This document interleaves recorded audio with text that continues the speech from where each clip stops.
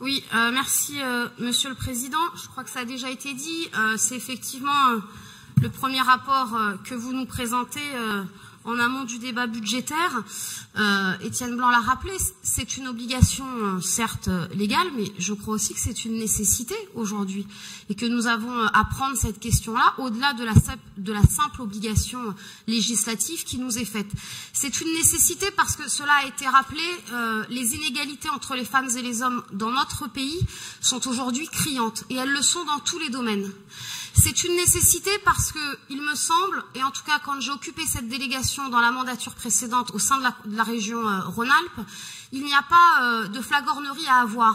Il y a à garder beaucoup d'humilité, à faire beaucoup et à mobiliser l'ensemble des partenaires et des acteurs qui agissent sur cette problématique, sans exclusive, sans dogmatisme, et en se disant qu'effectivement, en posant les problèmes, en essayant ensemble de chercher des solutions, en expérimentant, en reproduisant ce qui se fait de bien et en ayant des guides de bonne pratique, ensemble, on peut contribuer à réduire ces inégalités.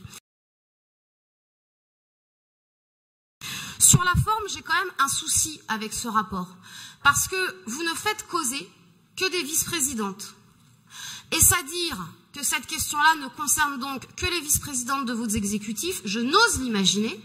J'espère bien évidemment que les hommes de votre exécutif se soucient de ces questions-là et que, effectivement, dans vos perspectives, qui sont quand même très légères, nous avons beaucoup d'inquiétudes parce que, pour reprendre votre dada qui est la lutte contre le communautarisme, quand on voit ce qui a été fait à de nombreuses associations qui au quotidien se battent pour le vivre ensemble et faire vivre la République dans nos campagnes comme dans nos quartiers, on peut s'interroger sur la volonté réelle qui est la vôtre à travers les perspectives que vous nous présenterez, mais nous ferons le point l'an prochain. Merci, Madame Cukierman.